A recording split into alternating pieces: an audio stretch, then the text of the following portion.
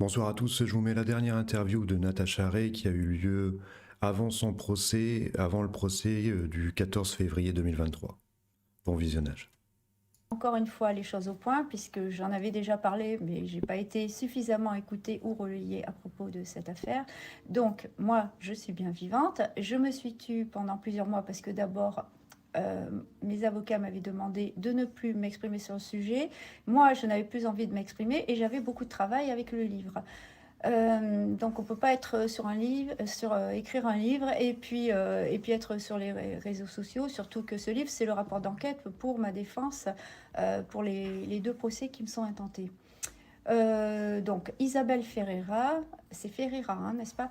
C'était une personne en grande difficulté qui était suivie par le SAMU social, qui faisait partie des Gilets jaunes et qui a fui un mari violent qui l'a batté. Elle est allée se réfugier en Bretagne. Et donc, cette personne, avant de partir, avait dit à des collègues, on peut dire gilets jaunes, elle pensait avoir quelque chose sur Brigitte Macron, quelque chose qui pourrait la mettre à mal. Et en fait, bon, c'était ni une journaliste ni une enquêtrice. Elle avait la naïveté de penser que grâce à la loi Chiappa, vous savez, qui date de... Mon micro Allez-y, allez-y. de, Ne vous inquiétez pas, je vous remets le micro, mais vous pouvez parler. Je ne sais pas si on m'entend bien. Donc, grâce à la loi Chiappa, elle pensait qu'il était possible de poursuivre Brigitte Macron en justice 30 ans après pour détournement de mineurs. Donc, c'est vous dire si elle ne connaît pas le droit et si vraiment elle se faisait des illusions. Donc, le seul qui pourrait porter plainte 30 ans après, c'est Macron qui l'a épousé et il ne portera jamais plainte. Il n'est pas possible de poursuivre Brigitte Macron pour détournement de mineurs, à moins qu'une autre victime, dont on n'ait jamais entendu parler, le fasse un jour, peut-être, quand l'affaire aura éclaté. Donc Isabelle Ferreira, ce n'est pas vous. Et je précise aux gens qui êtes présents que je n'ai cadré à la demande de Natacha que le buste, voilà. C'est-à-dire, je ne cadre pas son visage. Il faut garder son anonymat. Voilà, je garde l'anonymat de Natacha Ray. Dites-moi pourquoi on garde votre anonymat, parce que j'imagine que... La paix, parce que je suis déjà suffisamment, on va dire, poursuivie, voilà. J'ai pas, voilà, je veux garder quand même un peu d'intimité, ne pas être reconnue dans la rue. Donc je pense que c'est compréhensible dans la situation où je me trouve. Alors Amandine elle a fait un autre choix, mais elle n'est pas l'auteur de l'enquête, c'est différent. Et moi, je n'étais pas médiatisée avant de sortir ces révélations. Amandine avait une chaîne, était connue, se montrait. Donc moi, ça n'a jamais été mon but et mon envie. Vous le savez, déjà, j'ai horreur de donner des interviews, alors encore plus être filmée. Voilà, d'ailleurs, bon, j'ai été prise en photo, mais ça va, c'était lors d'une manifestation. J'ai des nuettes de soleil, voilà. On peut pas me reconnaître, mais je vais pas me montrer mon visage en gros plan pour être arrêtée, que tout le monde me reconnaisse. Alors, bougez pas trop les bras parce que ça fait bouger le micro. Mais je sais que vous n'êtes pas habitué, mais c'est pas grave. Justement, comment vous le vivez ça? Parce que c'est quand même lancer cette affaire, c'est quand même pas rien. Et vous attaquez quand même au plus haut personnage de l'État. Et donc forcément, eh ben, les plus hauts personnages de l'État s'attaquent à vous. Bien sûr, il faut bien qu'ils répondent quelque chose. Il faut bien qu'ils fassent mine de se défendre. Voilà, je dis bien mine, parce que tout ça, c'est de l'esbrouf, bien entendu. Puisque si ce que je supposais, puisque j'ai toujours parlé au conditionnel, même si j'en étais intimement persuadée, Ah, mon micro vient de tomber, si vous pouviez me le remettre. Regardez, c'est bien bon. C'est le direct, hein. Ah. Non, de ce côté, je préfère à droite. Voilà. Près de votre bouche. Voilà. Voilà. Bon. Donc ne touchez pas le micro. Voilà. On fait ça de briques et de broc. Alors, vas-y, continuez. Alors, où en étais-je? Donc du coup, voilà, il s'attaque à vous, l'Élysée s'attaque à vous. Non, mais comme je vous disais, c'est de l'escroc, parce que si ce que j'ai raconté n'était pas vrai, j'aurais eu une assignation immédiate en justice pour diffamation en janvier au lieu d'une assignation pour un procès civil pour atteinte à la vie privée à la 17e chambre du tribunal. Oui, mais malgré tout, il s'attaque à vous de manière indirecte aussi, oui, parce que vous êtes quand même il s'attaquait à vous par le biais de votre propriétaire, rappelez-vous. Oui, je vous l'ai déjà dit. ça. Donc, oui, il y a bien ça, ben, d'accord, mais votre famille est écoutée, vous-même êtes écouté, vous avez des RG dans la rue, enfin, je sais pas, comment on le vit, ça? Je veux dire, c'est pas rien quand même, vous êtes toute seule. Mais je ne vis pas si mal, en définitive. Je me suis habituée et je suis plus combative, plus déterminée que jamais. Donc voilà, et, rien n'a réussi à m'impressionner suffisamment.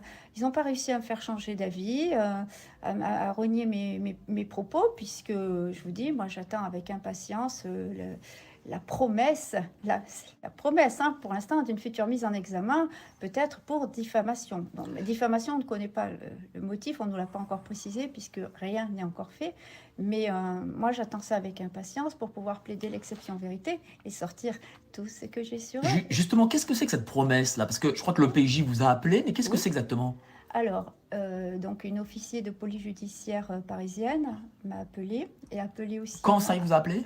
Alors, ça remonte à maintenant Ah, c'était le 9 Septembre. septembre. Oui, Voilà, à la rentrée, quoi. Et alors, coïncidence, le lendemain du dépôt des conclusions de mon avocate, enfin, l'un de mes j'ai deux avocats, donc, dont Maude Marian, donc je la cite, vous la connaissez. Oui. Elle a fait une Très bonne avocate, d'ailleurs. Elle a fait une interview avec vous récemment. Elle sait que je m'exprime. Elle m'a donné son autorisation à condition que je ne rentre pas dans le fond de l'affaire puisqu'on est déjà en procédure. Vous comprendrez aisément. Je ne vais pas m'exprimer là-dessus. Donc, le lendemain du dépôt des conclusions de Maude Marian, pour ce qui est du procès pour atteinte à la vie privée de Brigitte Macron.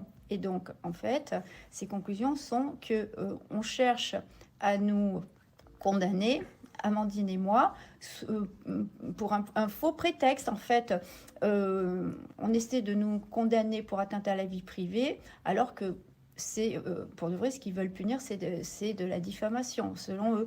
Et ça leur a pas plu du tout.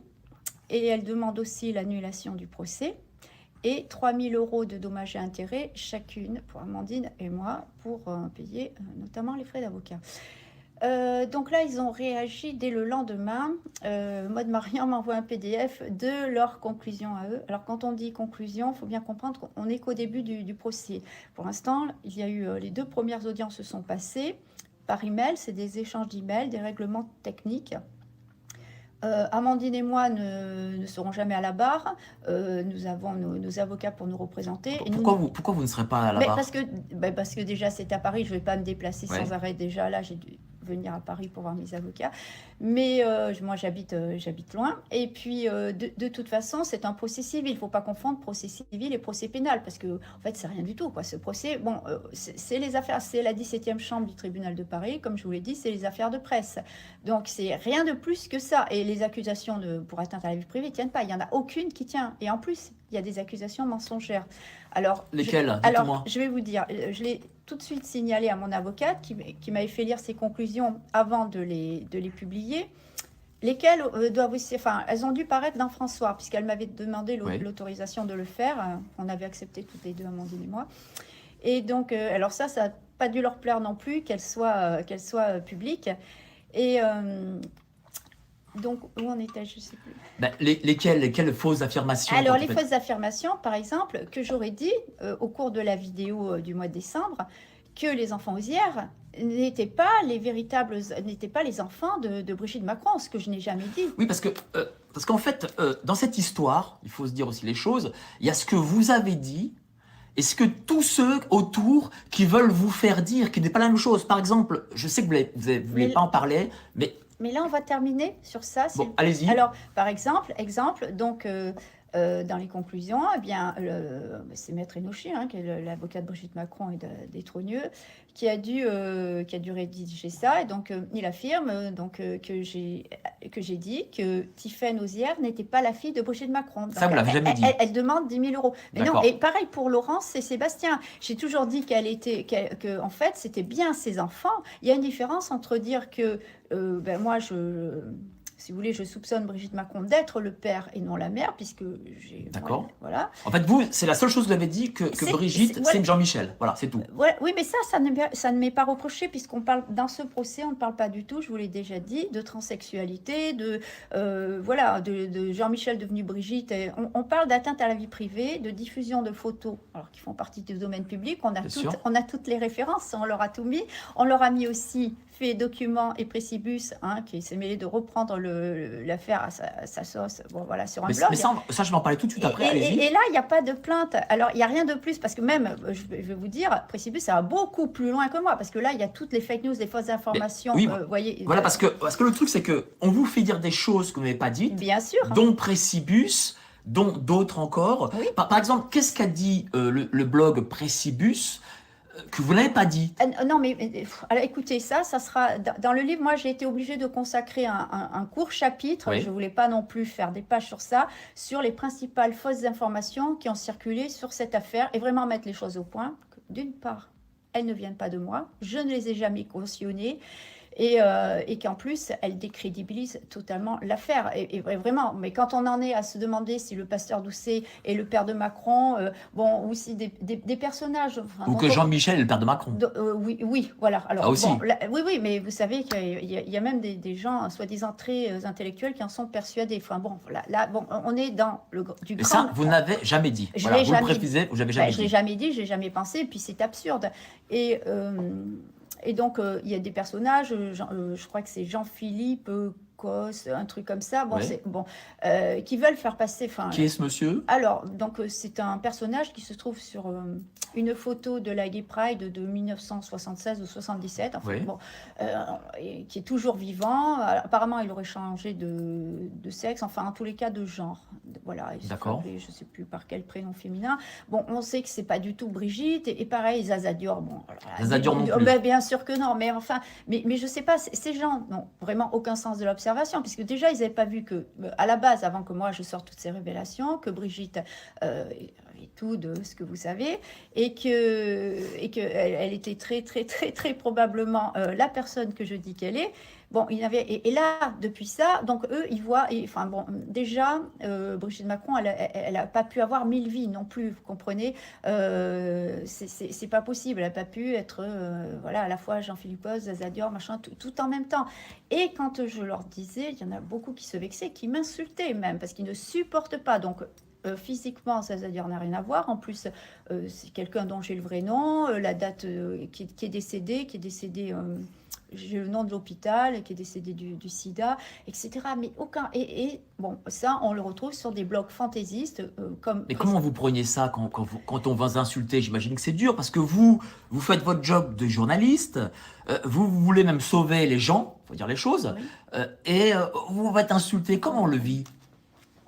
Je l'ai vécu mal, mais je sais déjà, je sais que c'est une minorité, heureusement, parce que j'ai pu, si vous voulez, j'ai pu me rendre compte de ma popularité sur le terrain, puisque bon, maintenant je participe à des événements, des manifestations, et vous savez, même, ça va au-delà de ce que je pensais, parce que la presse et les médias ont essayé de me coller une étiquette extrême droite, fasciste, raciste, voire antisémite, entourée d'antisémites, entourée de gens infréquentables. Vous n'êtes pas. Extrême droite, mais bien sûr que non. Et bien sûr que non. Et sur le terrain, j'ai pu voir que je réunissais tout le monde, mais toute origine sociale, toute origine ethnique et même toute confession confondue. Il y a de très nombreux musulmans qui me soutiennent et qui sont venus me voir, qui m'ont pris dans les bras, qui m'ont embrassé, qui ont voulu faire des photos avec moi et qui m'ont dit, si vous saviez à quel point on vous apprécie, on vous aime, on vous suit depuis le début, on vous soutient. Eh bien, ça m'a fait énormément de bien. J'ai pu discuter. Ces gens-là sont très informés. Je peux vous dire que, voilà, ils sont... Alors, est-ce que c'est grâce aussi à votre public qui vous aime? Moi, je le vois tous les jours, oui, que le public vous aime, je sais. que vous tenez comme ça. Parce que j'imagine que pour vous, là, moi, je vous vois en vrai, bon, vous êtes comme une femme assez menue, pas bien grande. Je veux dire, il y a beaucoup d'hommes, dont moi, qui n'auraient pas le courage de faire ce que vous faites. Hein. Oui, mais moi, ça me semble tout à fait naturel. Alors peut-être aussi parce que j'ai la foi, il y a une dimension spirituelle dans ce combat, mais aussi j'ai pu mesurer ma popularité, le soutien des gens. Et je reçois du courrier aussi. Si vous saviez tout le courrier postales que je reçois des emails par centaines, je reçois aussi du courrier. Et puis, mais rien ne vaut de voir les gens en vrai, comme le week-end dernier à Auch, lors de la première journée de la liberté. Et là, et vous savez, ça, je tenais vraiment à le dire, c'est qu'il y a même beaucoup d'homosexuels qui me soutiennent et même de transsexuels. J'ai découvert que j'avais parmi mes supporters même des transsexuels, puisqu'il y a une dame qui est venue me voir à Auch, qui m'a dit bonjour, voilà, Natacha Ray, c'est pas possible, et elle pleurait presque et tout, et elle m'a dit, je vis avec un transsexuel. Alors au départ, j'ai pas trop compris, je me suis dit, c'est sans doute une dame qui est devenue un monsieur. Et en fait, non, c'était un monsieur qui était devenu une dame, mais qui aimait toujours les dames. Et elle m'a dit que son ami me soutenait à fond, qu'ils sont derrière moi. Donc, si vous voulez, il n'y a aucun clivage. Je réunis tout le monde. Je réunis les musulmans, les chrétiens, les juifs, les noirs, tout le monde. Voilà. Et en plus, il se trouve que Natacha est quand même quelqu'un d'assez sympa, je vous le dis, je témoigne, hein. Très sympathique, parce que je la connais bien maintenant. On se téléphone assez souvent pour le coup. C'est vrai, voilà. Pas une semaine passe sans compte. Voilà, on se téléphone assez souvent. Mais dites-moi, suite à cette affaire quand même, on a appris pour les affaires personnelles de Brigitte Macron contenues dans le coffre-fort de Benalla. Mais qu'est-ce que c'est donc Alors en fait, vous savez, il y a 3 ans, il y a eu un reportage sur France 2, d'un envoyé spécial sur la fameuse affaire Benalla. Et donc moi, je ne l'avais pas vu ce reportage. Et puis, alors bien sûr que je me doute depuis le début que Benalla est au courant de tout. Mais si vous voulez, je n'ai pas tellement enquêté, moi, du côté de Benalla, ce n'est pas ça qui m'intéressait. Ouais. Mais c'est vrai qu'on m'a envoyé une séquence quand même qui m'interroge beaucoup, où un garde du corps de Benalla, puisque Benalla avait lui-même un garde du corps. Alors là, écoutez, c'est d'un envoyé spécial, hein, donc c'est pas moi qui invente. D'accord. Ce garde du corps dit que dans l'un des coffres-forts de Benalla, dont le contenu a disparu, il y avait des affaires personnelles de la femme du président. Donc, quels sont ces documents, ces affaires personnelles? Brigitte Macron n'est pas capable de garder ses affaires personnelles dans un coffre chez elle. Quelle conclusion vous en faites, vous? Parce que, rappelez-vous, dans cette affaire Benalla était longtemps protégé par le coup présidentiel. Oui, tout à fait, parce qu'il en sait très long. Benalla, alors ça, c'est sûr, de source sûre, il sait tout. Il y a même des choses que je ne peux pas vous dire. Je n'ai pas le droit de vous dire. Sur Benalla? Oui, qu'un journaliste m'avait révélé, je ne veux pas le dire parce que ça pourrait me valoir un autre procès. D'accord. Donc peut-être que je le dirai si jamais j'ai un procès pour diffamation ou quelque chose comme ça. Bon, voilà. Mais oui, je sais quelque chose d'énorme sur Benalla et Macron. Mais, sur Benalla et Macron? Sur Benalla et Macron, mais de la bouche même de Benalla. Hein. Vous avez rencontré Benalla? Non, c'est un journaliste qui m'a dit ça. Oui, c'est un journaliste qui me l'avait dit. Et il m'avait dit qu'il était formel, parce que moi, au départ, je ne le croyais pas. Et vraiment, croyez-moi qu'il était sûr de lui et que ses sources étaient bonnes. Voilà. Donc, Benalla, forcément, il sait tout. Mais moi, je suis étonnée que Brigitte Macron, si elle a des choses à cacher, elle n'ait pas son propre coffre-fort. Puis, qu'est-ce que c'est ces choses? C'est des documents, des anciennes photos, peut-être des certificats de naissance originaux, certificats de naissance originaux de ses enfants, parce que on sait toujours pas, moi je ne sais toujours pas quelle nationalité ont ces enfants, puisque sur l'assignation en justice pour atteinte à la vie privée, la nationalité de Brigitte Macron est bien précisée, française, mais celle de ses enfants n'est pas précisée. Ah bon? Ah oui, alors... et d'habitude, ça doit être précisé. Ah tout à fait, ça doit être précisé. Et ça ne l'est pas. Et même, je suis en droit, j'avais exigé de mon premier avocat, puisque j'ai changé d'avocat, j'ai deux nouveaux avocats depuis le mois d'avril, et donc j'avais exigé de connaître leur nationalité, mais apparemment, ça n'a pas été possible. Et on ne vous l'a pas donné? Mais oui, mais on va la demander, vous inquiétez pas, on va la demander. Qu'est-ce qu'on vous a répondu lorsque vous avez demandé la nationalité de ces enfants? Mais moi, c'est pas moi qui ai demandé moi-même. Vos avocats? L'avocat m'a dit qu'il l'avait pas eu, c'est tout. Voilà, c'est resté lettre morte, c'est tout, comme beaucoup d'autres choses. C'est-à-dire les autres choses? D'autres choses que je voudrais savoir, mais que voilà. Bah, Non, dites-moi, non, vous pouvez pas. non, D'accord, non, pas de non, problème. vous Je ne savez- vous bouscule pas. Vous savez très bien. Non, Vous mais- savez très bien que je suis pas là pour vous bousculer. On Vous est là pour savez faire un dialogue entre amis. Alors, vous savez que mon Mais je suis un avocat... peu curieux aussi. Hein. Alors, vous savez qu'on m'a donné l'autorisation de faire cette interview, mais Oui, oui, il y a des oui, choses... oui, Voilà, bien sûr. écoutez, Mais- il y a des choses qui pourraient me valoir... Voilà, je Bien peux sûr. pas trop en dire. N'hésitez pas à me dire, dès que je vais trop loin, Mm. on est entre amis, vous et moi. Dès que je vais trop loin, vous me dites, ah, Mike, vous allez trop loin.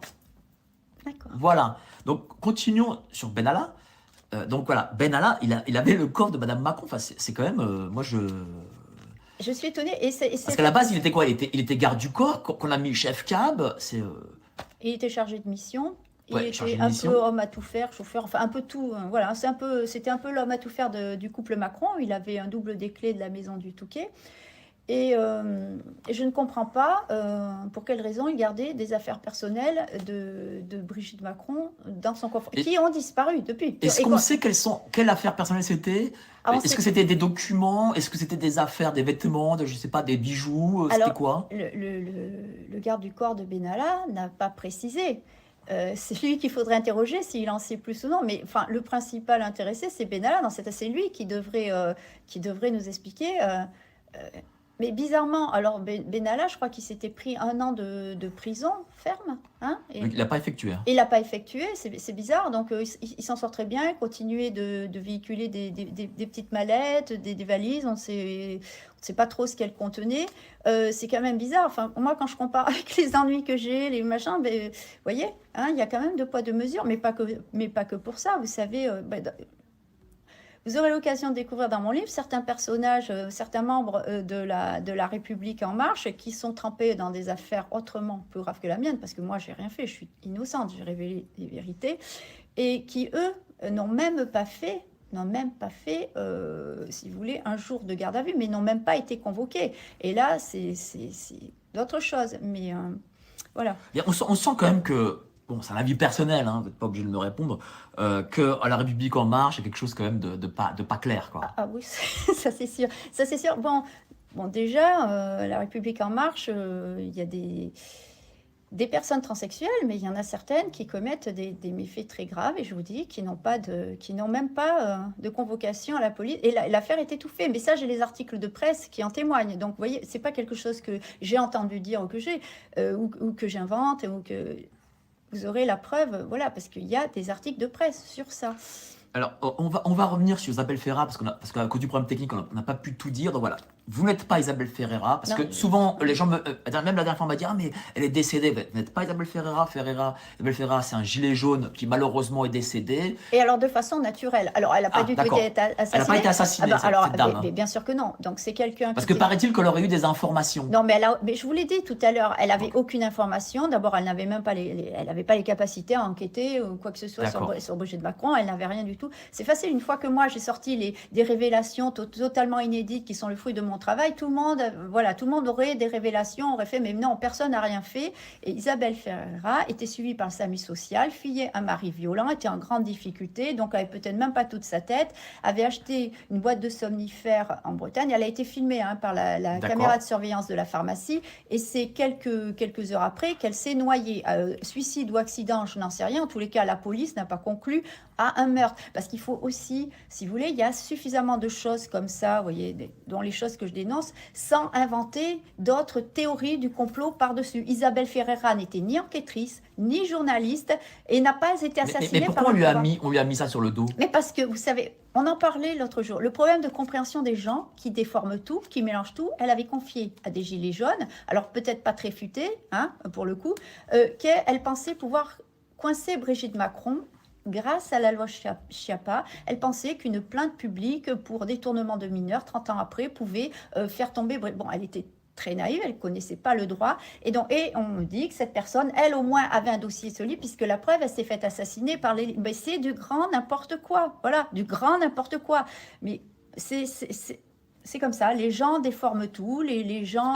Est-ce que vous en souffrez, ça? Parce que Mais non, mais non. mais si, j'imagine, parce que regardez, on vous fait dire des choses, et après, on dit oui, mais elle raconte n'importe quoi, parce Mais c'est qu'elle aurait nous. dit ça et ça. Oui, mais c'est quoi? C'est 3 ou 4 trolls, c'est pas plus que ça quand D'accord. même. Bon, c'est pas non plus des centaines de gens, parce que Non, non. Sinon, il y a longtemps que j'aurais tout arrêté si j'étais pas soutenue par une vaste majorité, je vous le dis. Donc voilà, mais c'est des gens que, bon, après, comme on disait quand on était hors caméra, il y a à la fois les trolls qui sont envoyés par qui on sait, il y a à la fois bon, les trolls, on va dire, indépendants, comme ça, qui font ça pour eux, et puis il y a tous ceux qui ont un très gros problème de compréhension. Mais rien que, vous savez, le fait qu'Amandine ait dit on était visé par une plainte pour diffamation. Enfin bon, elle n'est pas rentrée dans les détails et tout, mais beaucoup ont compris que ça y est, on était mis en examen, alors que non, on n'a même pas reçu encore de lettre recommandée. On a eu un appel pour en fait nous avertir que peut-être qu'on allait être mis en examen pour diffamation le lendemain du dépôt des conclusions de Maud Marian. Mais mais j'ai lu des commentaires tout de suite sur les réseaux sociaux. Donc j'ai envoyé quelqu'un que je connaissais pour mettre les choses au point, qui a bien dit qu'elle était une proche de Natacha et non, non, non, non, non, Amandine, elle a dit ça, c'est pas vrai, voilà, il y a une mise en examen, non, non, elles ont reçu la lettre, bon, elle savait mieux que quelqu'un de proche de moi qu'on avait reçu la lettre et qu'on était mis en examen, alors que c'est entièrement faux. Pour l'instant, on a une promesse de future mise en examen pour diffamation 9 mois. Mais c'est bizarre cette après. promesse-là, qu'est-ce que ça veut dire? On ne comprend pas. Ah ben, écoutez, ben, nous non plus, on comprend pas, on attend déjà de recevoir le document pour voir, et puis après, j'espère que c'est pas une fausse promesse, parce que moi, j'attends ça. Mais est-ce que c'est vraiment un policier qui vous a appelé, ou est-ce que c'est peut-être un genre de quelqu'un du pouvoir pour vous faire peur, pour vous faire craquer? Non, mais j'ai le nom de la policière, donc je me suis renseignée, c'est une vraie policière. Elle s'appelle même... attendez, ben, je peux... Ouais, non, ne dites pas le nom, je pense que... Vous voulez dire le nom? Bon, allez-y.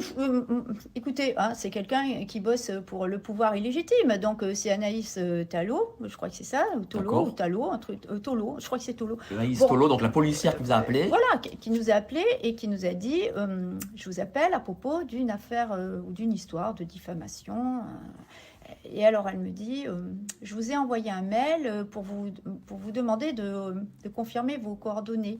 Elle me dit vous ne m'avez pas répondu, c'est pour ça que je vous rappelle, et je n'avais pas reçu son mail. En fait, elle avait une fausse adresse email. Alors j'étais étonnée parce que je lui dis vous devez tout avoir sur moi, vous avez forcément voilà mes coordonnées, mon adresse, et alors elle me dit oui, mais j'ai besoin d'une reconfirmation. Donc je lui ai envoyé tout ça, mais au téléphone, moi je lui ai posé je lui ai posé des questions. Je lui ai demandé pourquoi Brigitte Macron, alors qu'elle en avait la possibilité, ne nous a pas signé directement en justice. Ça aurait été très rapide. C'était ce qu'il y avait de plus sûr. Parce que quand c'est traité par un juge d'instruction, ça peut mettre des mois, voire des années. C'est le moyen le moins rapide, le moins sûr, le plus casse-gueule. Voyez. Mais comment était cette personne au téléphone? Est-ce que... Oh, elle était très aimable. Elle était très non, elle était très aimable. Elle a dit au nom de qui elle venait Alors, elle m'a pas dit. Elle m'a dit qu'elle était officier de police judiciaire à Paris et qu'elle était chargée de m'avertir que j'allais recevoir une lettre recommandée en vue d'une mise en examen pour diffamation concernant Brigitte Macron et Jean-Michel Trogneux.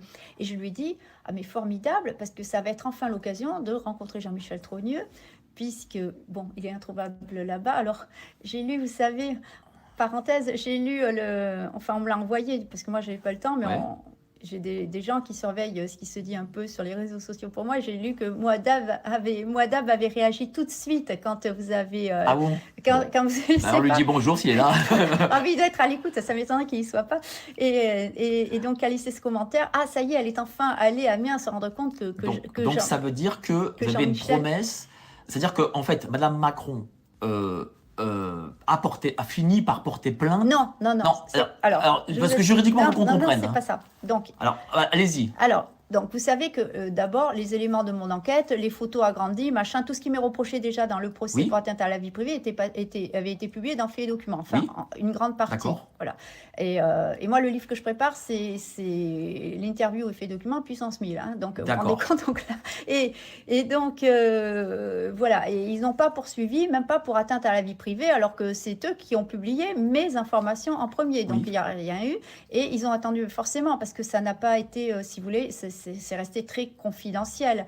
Et alors que nous, l'affaire a été du jour au lendemain a été médiatisée. La vidéo a été vue par, je ne sais, pratiquement 1 million de personnes en 5 jours avant qu'elle soit supprimée. Donc forcément, ils étaient obligés de réagir. Et ils ne savaient pas tellement comment réagir d'ailleurs, parce qu'ils étaient coincés, puisque c'est vrai. Donc ils ont commencé par une assignation en justice immédiate pour atteinte à la vie privée, procès civil, que c'est moins grave que le pénal. Et il y a 3 mois pour déposer plainte pour diffamation. Si on laisse passer, vous voyez, si on laisse passer ces 3 mois, on ne peut plus après. Donc, ils ont dû avertir, je ne sais pas, le procureur qui voulait... L'affaire a dû être, si vous voulez, entre les mains d'une juge d'instruction. Mais à qui, je pense, on a dû dire de ne pas intervenir et de laisser traîner le truc. Et en fait, on pouvait laisser traîner ça encore, je ne sais pas, moi, un an avant que... Quand même, c'est la femme du président de la République. Bon, elle a les moyens de faire mettre son dossier en haut de la pile. Et 9 mois après, on n'avait rien. Et il a fallu que Maud Marian dépose les conclusions que vous savez, en disant qu'en fait, on veut nous punir sous un faux prétexte, alors que longtemps, on nous a menacé d'un procès pour diffamation qui n'est jamais venu. Et là, bon, et puis il y a eu aussi l'affaire Vérag, donc la garde à vue du journaliste Éric Vérag, donc je crois que c'est le directeur du Courrier des Stratèges, qui parle de temps en temps, enfin qui lance des petites piques comme ça à propos de l'affaire. Et dans son dernier article, il disait que si ça se trouve, il disait qu'il n'y avait jamais eu de plainte pour diffamation, de procès pour diffamation. Et il se retrouve quelques jours après seulement en garde à vue, alors pas pour ce motif-là, mais selon lui, sous un faux prétexte d'incitation à la haine. Alors, j'ai appris qu'il s'agissait d'incitation à la haine raciale. Donc, avec ça, on va pas aller plus loin là-dessus, parce voilà. que on connaît pas, moi je connais pas l'instruction. Je sais que votre avocate est la même que celle de Monsieur Véreg. Je suis pas sûr que... Et elle était la veille avec lui, elle a passé la nuit avec j'espère lui. que... Ouais, je suis pas sûr que Maud veuille qu'on en parle. Non. Mais bon, oui, mais est-ce que... Mais justement, Allez-y. justement, donc, incitation à la haine raciale qui lui a valu une garde à vue de 24 heures. Moi, j'ai pas fait 24 heures, j'ai fait 6 heures une première fois, 7 heures une seconde fois. 7 heures pour la plainte du cabinet de Brigitte Macron, qui avait aucune valeur juridique. Donc, vous n'avez pas fait 24 heures de garde à vue? Ah, jamais, j'ai jamais fait 24. Non, moi, ils m'ont gardé une après-midi jusqu'au soir, jusqu'à 8 heures du soir, mais non, moi, j'ai jamais passé la nuit en garde à vue. Ça, j'ai dit, j'ai fait... Voilà. Mais comment ça se fait que, du coup, que lui passe 24 heures et vous 7 heures? Alors, parce que moi, c'était diffamation. Normalement, pour diffamation, on ne fait pas de garde à vue. Même l'OPJ que j'ai eu au téléphone, à qui j'en ai parlé, m'a dit « Comment ça, vous avez fait de la garde à vue pour diffamation ?» Je lui ai dit « Oui, je sais que c'est illégal. » Elle ne m'a pas répondu que non. Mais bien sûr, mais tous mes avocats me l'ont dit que c'était illégal. Dans les faits, on ne fait pas de garde à vue pour diffamation. Et donc, lui, c'est plus grave parce que c'est tout ce qui est incitation à la haine, c'est beaucoup plus grave. En plus, moi, c'était diffamation, c'était même pas insulte ou, vous voyez, injure publique. Donc là, ils font pas de cadeaux. Quand c'est des... Quand c'est ça, ils font pas de cadeaux. Quand c'est ce genre de motif, ils ne font pas de cadeaux. Voilà. Mais lui a dit qu'on tentait de l'intimider par rapport au fait qu'il parle de cette affaire assez régulièrement dans des articles. En tous les cas, bon, il envoie des pics au pouvoir, à l'Élysée. Alors, dites-moi, cette histoire, elle n'est pas du tout traitée par les médias nationaux, qui n'en font rien. Déjà, est-ce que vous comprenez ça, que les médias n'en parlent pas? Bon, et peut-être de petites brèves sur l'IB, un peu sur RTL. Non, au départ, ils en ont beaucoup parlé pour démentir, pour dire pour tous démentir. À l'unisson. Mais le fait qu'il n'y ait pas de contre-enquête, est-ce que vous le comprenez? Alors, dans un premier temps, tous à l'unisson ont crié à la fake news, au complotisme, voilà. Donc, voilà. Et puis, bien sûr qu'ils sont gênés puisqu'ils savent que c'est une affaire vraie. Même ceux qui n'ont... Bon, ils savent qu'il y a suffisamment de choses étranges et qu'il vaut mieux pas aller gratter là-dedans parce que, voilà, on pourrait très facilement se rendre compte que tout est vrai. On connaît le niveau de corruption des journalistes autoproclamés en France, qui sont des propagandistes, qui sont entièrement au service du pouvoir, ou en tous les cas de la pensée dominante, et cela, on va dire, toutes tendances confondues, et je dirais même pratiquement de ce qui est appelé extrême droite à l'extrême gauche. Est-ce qu'ils ont essayé de vous contacter, ces journalistes français, ne serait-ce que pour comprendre cette histoire? Parce que c'est Alors, le aucun, berbère, hein. aucun. Et vous savez, le couple Osière a donné une interview, c'est eux qui ont dû la demander, à un canard local. Alors, bon, où ils continuent de mentir comme des arracheurs de dents et jouer ceux qui comprennent pas tout. Enfin, mais ces gens sont diaboliques, je vous assure, quoi. Et donc, mais je sais même plus le nom du journal local qui, moi, ne m'a pas contacté pour avoir ma version. Vous voyez, donc, bien sûr que... Voilà. Vous-même, vous les avez contactés parce que quand vous avez eu... Ah non, moi j'ai contacté personne. Non, mais avant de balancer tout le dossier, Oui. vous avez demandé...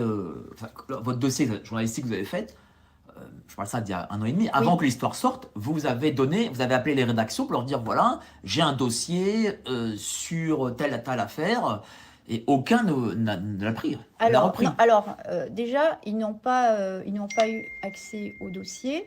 Ils n'ont pas eu accès au dossier puisque... Enfin, à une partie de votre dossier. Non, mais même pas une partie. D'accord. Non, jamais. Ils ne savaient même pas de quoi il s'agissait, à part Mediapart, à qui j'avais dit que c'était un dossier sur Brigitte Macron et que c'était quelque chose, voilà, que c'était à propos, on va dire, de leur sexualité un peu dépravée. Mais ils ne savaient pas du tout, ils n'avaient pas du tout le dossier en main, ils ne l'ont jamais eu. C'est pour ça, il n'y a aucun journaliste mainstream qui m'a refusé mon dossier. J'ai envoyé des tas de mails pour dire que j'avais une enquête exposée sur Brigitte Macron, voilà. Mais alors du coup... Ils ne m'ont pas recontacté, à part le canard enchaîné, mais après qui s'est très vite défilé. Voilà. Et puis, on comprend où ils sont, tous ces gens-là. Et Mediapart, alors par contre, Mediapart n'aurait jamais publié ça, de toute façon. Mediapart, on sait très bien qui ils sont, mais moi, en fait, je ne savais pas à qui envoyer à qui proposer cette enquête. Je ne savais pas. Et c'est vrai que Mediapart, c'était de toute façon pas une bonne idée, mais eux m'ont répondu. Et il y a un journaliste qui voulait m'appeler, mais c'est arrivé au même moment où j'ai rencontré Richard Boutry, qui après m'avait demandé de lui laisser l'exclusivité de ceci. Au départ, il parlait d'en faire un documentaire. Alors je le redis parce qu'il paraît qu'il a démenti depuis, alors que c'est vrai. Et je peux même retrouver, je pense, des emails ou des messages WhatsApp où il me disait ça. Et après, il m'a dit qu'en fait, il n'avait plus le temps, qu'il était en train de créer sa chaîne, parce que ça remonte au printemps. Avec la Une TV, c'est ça? Voilà, c'est ça. Et puis qu'il allait en parler. Et donc, moi, après... c'est pas fait, voilà, malheureusement. il n'a pas eu le temps, mais en tout cas, lui avait pris ça très, très au sérieux. Et après, bon, comme vous savez, c'est lui qui en a parlé, a fait les documents. Voilà, ça, je l'ai déjà dit. Mais du coup, parce que pourquoi je vous ai branché sur les journalistes français? Parce qu'il y a des journalistes à l'étranger qui font leur job et on a des reportages en Russie. Et parlez-nous un peu de ce reportage en Russie, parce que lui, pour le coup, il est très important. Alors, ça fait suite eh bien, à ce dont on entend parler depuis plusieurs semaines, le fameux dossier secret de Trump sur Macron. Alors, avant de parler donc de cette émission c'était une émission en direct sur, je crois, la première chaîne russe le 31 août. Donc, avant de parler de ça, on va quand même parler du fameux dossier Trump. Donc, non, vous voulez parler de Trump d'abord? Oui, je pense qu'il bon, alors, on va parler du dossier Trump. Qui est, en fait, voilà, qu'est-ce que c'est le dossier Trump? C'est le FBI qui a perquisitionné chez le président Trump et visiblement a retrouvé des dossiers sur la sexualité de Monsieur Macron. Alors, dites-moi.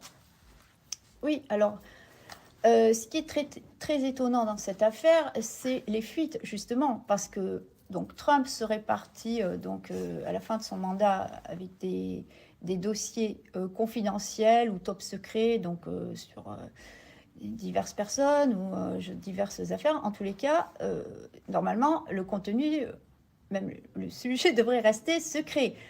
Et là, on dirait que la fuite a été organisée. Moi, j'ai l'impression, je ne sais pas ce que vous en pensez, mais j'ai l'impression que Trump et le FBI marchent ensemble dans cette affaire. On nous a toujours dit, quand Trump était président, je ne sais pas si vous vous souvenez, que si la CIA était anti-républicain, anti-Trump, que par contre, le FBI marchait derrière lui. Donc, j'ai été très étonnée de cette perquisition, même ordonnée par la Maison-Blanche, surtout des mois après. Alors, ils se rendent compte que des dossiers ont disparu, alors ils soupçonnent Trump de les avoir emportés. Et comme par hasard, on entend dire, et c'est publié dans tous les journaux, qu'il y a un dossier qui concerne Macron et que c'est le seul chef d'État, voilà, qui a un dossier comme ça confidentiel. Et après, on apprend que c'est sur sa vie privée. Donc là, déjà, ça commence à devenir quand même un peu bizarre. Et après, eh bien, la revue Rolling Stone publie, revue américaine publie, qu'en fait, il s'agit d'un dossier top secret ou même confidentiel sur la sexualité d'Emmanuel Macron. Qu'est-ce que vous en pensez, vous? Est-ce que vous pensez que les Américains font pression sur la France, du coup? Ah, je pense qu'il est tenu avec ça depuis le début. Macron, il est tenu par les États-Unis, peut-être par d'autres puissances, par cette affaire. Ça, c'est une certitude. En tous les cas, par l'affaire Boucher de Macron et par des affaires aussi. Sans doute, il y a d'autres choses aussi, peut-être dont on n'est pas au courant. Alors, ils ont certainement des choses pour le faire chanter et pour le faire obéir. De toute façon, ils ne mettent au pouvoir pratiquement que des gens qui ont des casseroles et qu'on peut. C'est comme ça qu'ils les font obéir pour tout ce qu'ils font, leur tyrannie, etc. Macron a vendu la moitié de la France, etc. Justement, au profit des États-Unis. Donc, bien sûr. Mais moi, je suis très étonnée. Moi, j'ai l'impression que cette perquisition a été organisée entre le FBI et Trump. J'ai l'impression que Trump est dans le coup et que, bon, il fait ça. Voilà. Après, c'est peut-être que je me trompe, mais moi, c'est l'impression que ça me donne. Et que soit ils ont décidé de mettre la pression sur Macron en disant que, ouais, voilà, encore, si tu n'obéis pas, machin, on peut faire sortir ça. Et puis, peut-être qu'ils veulent s'en débarrasser aussi. Peut-être que Trump veut... Pourquoi s'en débarrasser? Parce que du coup, comme il travaillait pour les États-Unis, Macron... Mais peut-être qu'ils veulent le remplacer. Je ne sais pas. Moi, je ne sais pas. Peut-être que aussi, bon, l'affaire Brigitte Macron, ben, contrairement à ce que dit l'ensemble de la presse française, a fait le tour du monde et dans pratiquement tous les pays d'Europe et en Russie, en Chine. On la prend très au sérieux. On ne dit pas que c'est une fake news. Contrairement à ce que dit le torchon Blast ou le torchon Libération, qui sont les mêmes, hein, parce qu'il n'y a pas plus... Je peux vous parler après de Blast ou pas? On n'en parlera pas trop longtemps. Ah, bon, voilà. Pas trop longtemps. Bon. Je vous pose la question. Parce que j'en ai déjà parlé et que... Oui, mais je sais que là, on est 6000 personnes en même temps. D'accord. Je pense que parmi les 6000, il y a beaucoup qui n'ont pas entendu vos explications. Enfin, d'accord. Mais Blast, en tous les cas, pour ce qui est du dossier Trump, je suis persuadée que c'est volontaire, que c'est... Voilà.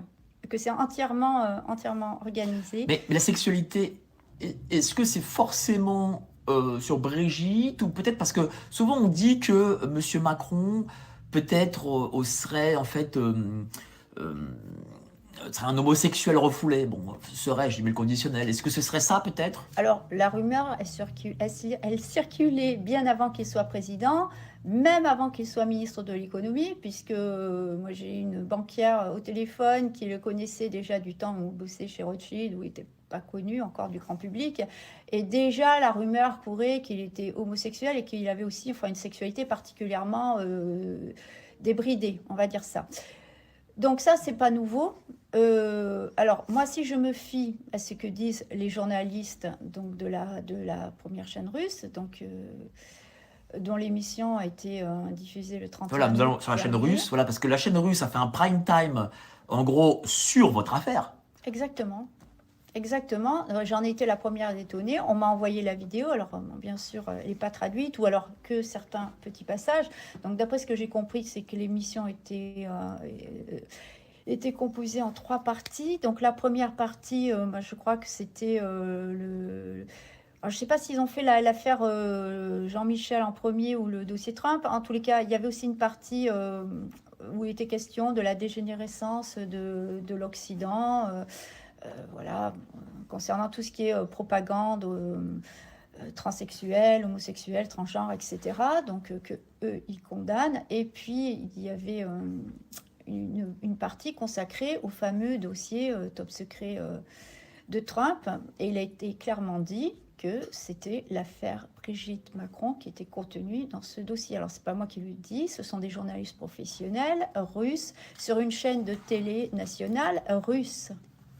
J'imagine que eux, les Russes, ont des informations et qu'ils ont dû enquêter. Écoutez, j'imagine que les Russes ont les moyens de savoir beaucoup plus de choses déjà que les journalistes français, puisque eux, creuse, et que moi, et que vous. Donc, je pense que s'ils prennent le risque de le dire, c'est qu'ils ont des sources. De toute façon, on sait que c'est un dossier sur Macron, on sait que c'est sur sa sexualité. Donc, qu'est-ce que ça peut être? Alors, je ne pense pas que Trump ait un dossier voilà, où il y a écrit dessus Emmanuel Macron est homosexuel. Enfin, si c'est que ça, vous voyez, c'est pas la peine de le mettre dans un coffre-fort, de l'emporter du bureau ovale dans sa propriété. Je vois vraiment pas l'intérêt. En plus, bon, l'homosexualité est quelque chose de très banal, de très courant. Donc, je pense pas que c'est avec ça qu'ils tiennent Macron. Oui, mais peut-être qu'il a. Il y avait Monsieur Epstein, qui était très connu en France, qui était très connu aussi du réseau Lang et compagnie, Alors, qui vient du PS. Est-ce que ce réseau-là n'était peut-être pas proche de celui de Monsieur Macron? Alors, ça concerne la sexualité de Macron. Macron, s'il est homosexuel, si sa femme est ce que je dis, ça m'étonnerait qu'il s'intéresse au Lolita. Hein. Et donc, l'affaire Epstein, c'est une affaire de détournement de mineurs, de pédophilie, on peut me dire, mais sur des très jeunes filles, sur des gamines de 14-15 ans. Donc, je ne crois pas que le couple Macron soit intéressé, que ce soit l'un ou l'autre, par des jeunes filles. C'est vrai. Ah, ça, Voilà. c'est pas idiot pour le coup. Mais est-ce qu'avec des jeunes filles, il n'y avait pas des jeunes Non, garçons? moi, j'ai jamais entendu. Écoutez, voilà. Alors maintenant, il y en a qui vont vous dire, ils voudraient tellement que le couple Macron soit mouillé dans l'affaire Epstein. Moi, je ne sais pas. Mais d'après moi, bon, j'ai écouté ce qui se disait hein, sur l'affaire Epstein. Il s'agit d'abord déjà, c'était l'avion, le jet privé s'appelait le Lolita Express. Donc, ils emmenaient des jeunes filles sur une île. C'était l'île au Lolita, quoi. C'était pas il s'agissait pas de petits garçons. Hein. On nous a jamais raconté ça. Vous avez un peu travaillé sur la personnalité d'Emmanuel Macron. Moi, j'ai un ami, par exemple, qui travaille, qui est comptable, je crois, du collège Samuel Paty. Et il m'a dit que le lendemain du décès de Monsieur Paty, Macron est venu le voir. Et il m'a dit qu'il voyait en Macron les yeux du diable. Et souvent, quand je parle aux gens, les gens me disent ah oui, en effet, Macron a un regard. Est-ce que ça, la personnalité de Macron, c'est quelque chose aussi qui vous a choqué? Comme tout le monde, Macron, il a surtout un regard vide, des gestes automatiques. C'est vrai qu'il a. Après, moi je veux pas risquer un autre procès, donc bon, je vais. Non, mais on peut avoir une impression, c'est juste une impression, quoi. Là, il n'y a pas de procès à avoir. Moi, j'ai déjà dit que je pensais que Macron était sous contrôle mental. Je l'ai dit à plusieurs reprises. C'est ça que vous attendez que je vous dise? Non, j'attends juste. Non. Je Je ne vous mets pas en difficulté. Je trouve que Macron est bizarre, mais comme tout le monde, on a tous remarqué que Macron était étrange, en plus, qu'il changeait des fois physiquement, qu'il était, bon, voilà, pas toujours pareil. Là, moi, je ne saurais pas vous dire. Je pense que effectivement, il est sous contrôle mental et depuis son plus jeune âge. Voilà. Est-ce que, parce qu'on a parlé de la télé russe, est-ce que les journalistes russes vous ont contacté aussi avant ce reportage ou pas? Alors ça, j'ai pas le droit de vous le dire. Ah, d'accord. Très bien, voilà. Donc vous allez faire bientôt, on va sortir un livre. Alors bientôt. Alors c'est quand on va sortir ce livre? Alors si je savais moi-même, je vous dirais, on est en plein travail de mise en page. Et alors, bon, alors c'est très long, c'est très difficile quand on fait le travail artisanalement, puisque c'est un livre qui va être publié en auto-édition. Donc, une très aimable personne s'était proposée à moi de m'aider bénévolement dans la mise en page pour m'économiser de l'argent, parce que voilà, c'est tout de suite plusieurs milliers d'euros, surtout que ça va pas être un petit livre. Et donc, c'est un historien qui s'auto-édite, qui a déjà publié plusieurs ouvrages. Donc, il est bien placé, il a tout le matériel, les logiciels. Et moi, c'est un livre, c'est pas seulement un livre écrit, il y a beaucoup de photos, de schémas, de nouvelles photos. Vous verrez, il y a des photos qui sont utiles à la démonstration, puisqu'il y a une analyse complète dans le premier chapitre de la morphologie. Alors vraiment des pieds à la tête, et là c'est très détaillé, c'est très très scientifique, donc je l'ai réalisé toute seule. J'ai écrit toute seule, mais après m'être renseignée, j'avais déjà dit, mais j'ai recontacté d'autres professionnels de la chirurgie, de la beauté, de la santé, pour En plus, en plus, par plus, rapport à l'interview que je vous avais faite oui, déjà il y a un an, en plus. oui, mais là, ça sera vraiment fait de façon très détaillée et on va dire très professionnelle. C'est un livre, hein, donc c'est pas une interview. Puis j'ai jamais eu le temps de développer vraiment ça comme je le voulais parce que ça prendrait trop de temps. Donc il y a des photos qui appartiennent au domaine public, donc, que j'ai utilisées. Bon, on verra bien ce que ça. De toute façon, je suis obligée de les mettre, je suis obligée d'en laisser la plupart en couleur parce que justement, Brigitte Macron, c'est une énigme aussi physique. Donc, on peut pas. Vous savez, ça reviendrait moins cher de mettre les photos en noir et blanc, mais je suis obligée de mettre. C'est pour ça, c'est un livre quand même assez coûteux parce qu'il y a beaucoup de photos, de schémas. Il y a des documents, des documents qu'on connaît, mais je suis obligée de les mettre. Ça, à la base, Bien sûr. c'est mon enquête, c'est mes Il y aura révélations. des documents inédits, j'imagine. Voilà, il y aura des choses. Vous vous rendrez compte qu'il y a autre chose concernant Brigitte Macron. Voilà, je ne vais pas en dire plus, mais ceux qui connaissent l'affaire apprendront. Si vous voulez, le livre il est écrit sous l'angle de ma défense, donc c'est sous un angle qui n'a pas encore été utilisé, parce que au départ, moi, je n'ai pas composé ce rapport d'enquête en me disant j'écris un livre que je vais faire publier sur l'affaire. C'est pas du tout ça. C'est l'un de mes avocats qui m'a commandé un rapport. Il m'a dit écris puisque tu es fais le document, ça ne te convenait pas. Ils ont résumé ton enquête. C'était Précibus, voilà. Nous, on a tout pour la justice, hein, pour bien montrer que tout a été repris. Il y en a d'autres qui ont repris, et même en allant beaucoup plus loin que moi. Donc, si vous voulez, c'est tout à fait étonnant qu'il n'ait pas la moindre, que eux n'aient pas été en garde à vue, n'aient pas été convoqués, n'aient pas d'assignation en justice. Donc, c'est absolument pas logique.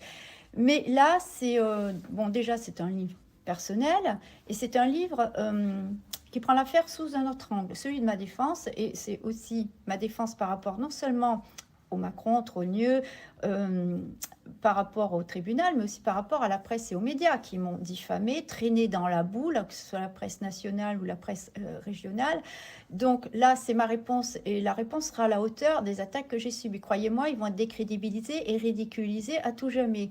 Et surtout, on va voir à quel point des grands titres sont capables de mentir et hontément. Donc moi, je démonte beaucoup. Quel type de mensonge? Mais ils font de la manipulation, faire croire que, par exemple, un procès pour diffamation a été intenté à quelqu'un qui dénonçait des faits de pédophilie, alors que c'est pas vrai. Et voilà, c'est absolument faux. Il n'y a eu ni plainte, ni procès, et encore moins condamnation. Et eux, ils annoncent même ils vont jusqu'à annoncer une condamnation. Donc, et c'est un très grand titre français qui ment, qui manipule. Alors, comme d'autres. Je suis obligé de vous poser cette question parce qu'elle n'arrête pas. Il y a des gens qui me disent oui, mais Natacha, elle a dit qu'elle avait une bombe et tout. Écoutez. Et elle avait. Alors, attendez, je finis. Qu'elle avait une bombe concernant, enfin, qu'elle allait balancer la bombe si les enfants seraient injectés. C'est pas si les enfants seraient injectés, si l'obligation vaccinale voilà, était votée. Alors, donc, et certains vous reprochent justement certaines choses. Oui, certains. Non, mais ils n'ont absolument rien à me reprocher. Il ferait bien de la fermer définitivement. Donc, c'est toujours les mêmes trolls qui comprennent tout de travers, qui déforment tout ce que vous dites. Donc, j'avais dit, alors, je crois que la bombe nucléaire, je l'ai sortie puisque moi, mon affaire, c'est devenu un enjeu politique en Russie, aux États-Unis. Donc, je pense que j'ai fait très, très fort, plus fort que personne encore. Et pour en plus une affaire, mais totalement inédite, enfin incroyable, voilà, fantastique pratiquement. Donc, j'avais dit dans l'émission d'Amandine à la fin que si jamais, parce que j'étais très inquiète par rapport à cette loi qui devait être votée en janvier ou février dernier, que si jamais il faisait voter cette loi pour obliger les parents à vacciner leurs enfants, je sortirais autre chose mais la bombe, elle est contenue dans le livre en lui-même. Elle sera dans le livre. Mais bien sûr, mais j'ai déjà dévoilé. Je vais vous expliquer ce qui s'est passé. Donc, à l'époque, moi, je savais qu'il y avait un document concernant le passé de Qui vous savez. Oui. Voilà, je savais formellement que c'était elle dessus, sous une autre forme. Je savais, ce document n'avait jamais été dévoilé. Ce document a été envoyé à un ancien militaire qui m'avait contacté en premier, je vous le dis. En plus, je l'ai déjà expliqué, mais il faut toujours rabâcher, réexpliquer, puisqu'ils comprennent tout de travers et qu'ils déforment toujours vos propos. Donc, et lui, il m'avait affirmé que non seulement c'était bien la personne en question, mais qu'il existait un document dans le dossier de l'enquête sur la mort de qui, vous savez, et qu'on avait la liste de ceux qui fréquentaient, on va dire, une certaine association à l'époque, mais cette association n'était pas une simple association, il y avait un réseau pédophile caché derrière. Voilà, et c'est peut-être pour ça d'ailleurs qu'il a été tué, la personne dont on parle. Et donc, j'avais dit que forcément, je ne donnais pas toutes mes billes. Déjà, il fallait déjà faire accepter ça. C'était déjà énorme en soi, des révélations totalement inédites. Je balance ça, personne ne s'attendait à ça, quoi. Donc, c'est énorme. Alors, déjà, ça, c'est déjà une bombe en soi. Et j'ai dit, voilà, je pourrais rajouter autre chose. Et là, ça serait vraiment une bombe nucléaire qui pourrait ébranler la République. Mais l'affaire Brigitte Macron, dans son ensemble, peut ébranler la République et peut vraiment faire exploser le système. Le jour où ça va réellement sortir, je pense que ça sortira de l'étranger. Alors là, croyez-moi, parce que ça mouille toutes les institutions, l'ensemble de la presse et des médias français. Donc, c'est une énorme... C'est de la nitroglycérine. Et donc, moi, j'ai gardé ça et... des gens ont commencé à dire, elle bluffe, elle a rien, elle dit, alors que je venais de sortir des révélations énormissimes, des trucs qu'ils n'avaient jamais entendus, dont ils n'étaient pas au courant, dont ils ne se seraient jamais doutés, voilà, donc maintenant tout le monde y va, ils savaient, personne ne savait rien, sinon quelqu'un d'autre aurait sorti l'affaire avant moi, y compris des journalistes dits indépendants, voilà, et donc... quelques jours après, alors j'avais encore ma page Facebook à l'époque, même si j'étais très souvent bloquée. Quelques jours après, comme on me disait que je bluffais, que c'était pas vrai, c'était 2-3 jours après l'émission d'Amandine, j'ai publié un post. Et je me suis adressée. Alors là, croyez-moi que j'ai pris des risques pour ma tranquillité, pour ma vie. Et ça a été lu. Hein. Croyez-moi que c'est pas passé inaperçu. J'ai publié un post qui était adressé. C'était un message pour l'Élysée. Et je disais que la principale intéressée saurait de quoi je parlais. Et donc, j'y suis allée, on va dire, crescendo. J'ai pas balancé la photo, j'ai pas balancé le document. J'ai dit, j'ai écrit un rébut. Et ce rébut était très, très subtil et je savais qu'il serait compris. Et j'ai écrit... Un macaron trempé dans du lait pasteurisé devient-il une tuile aux amandes? Point, d'où, D-O-U-X, C, point d'interrogation.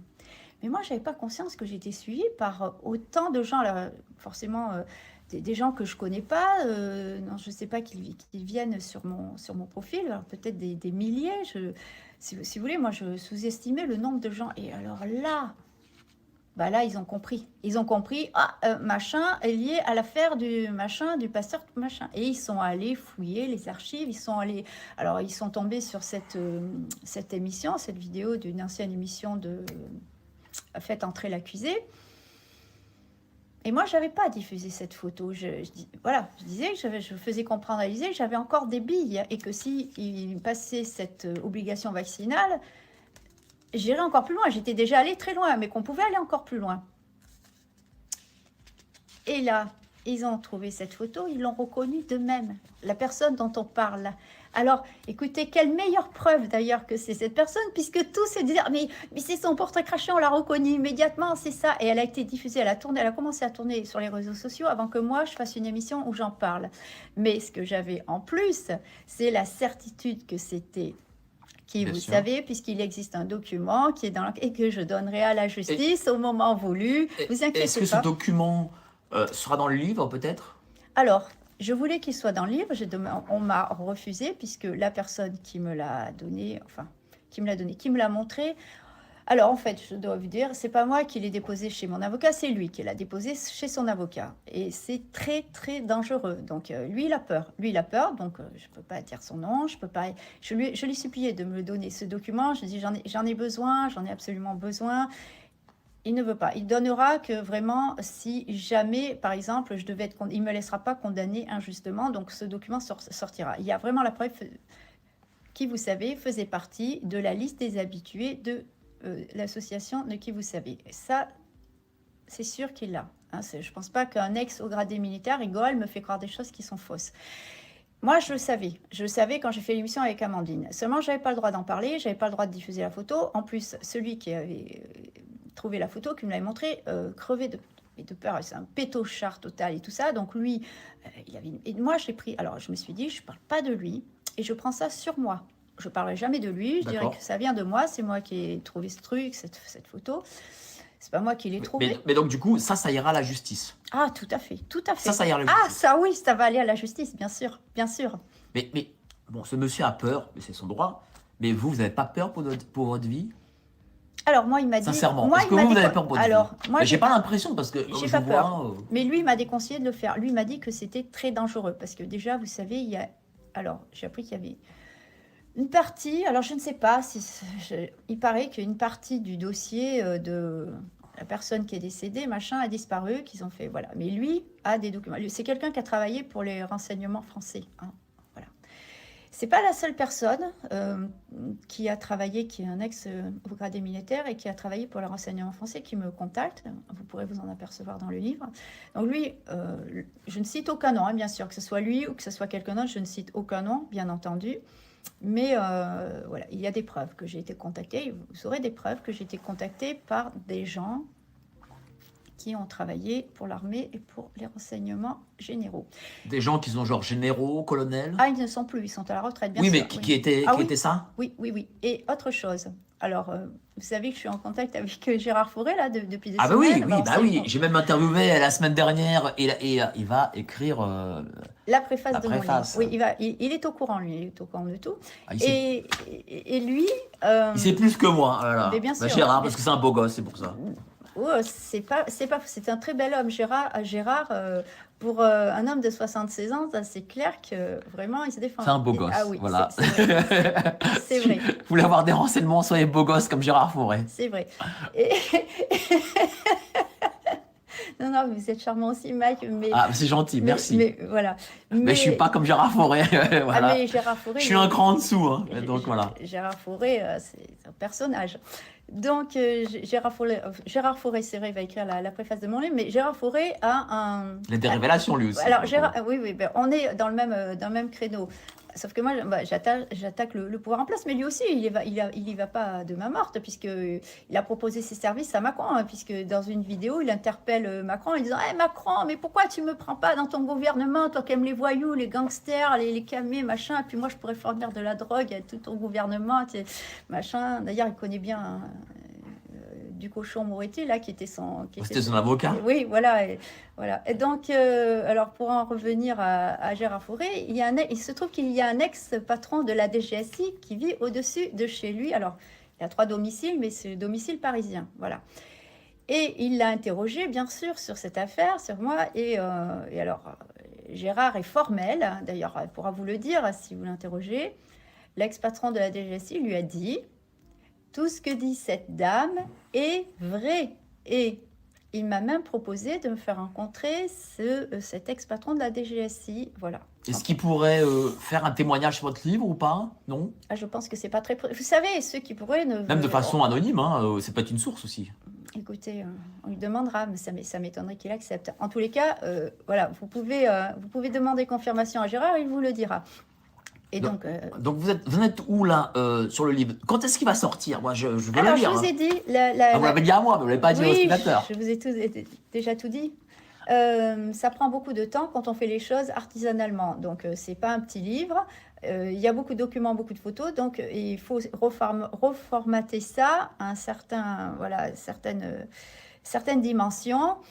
Et c'est pas une partie de plaisir. Je peux vous assurer qu'on bosse beaucoup, mais on peut pas y travailler autant que je le voudrais, plusieurs fois par semaine.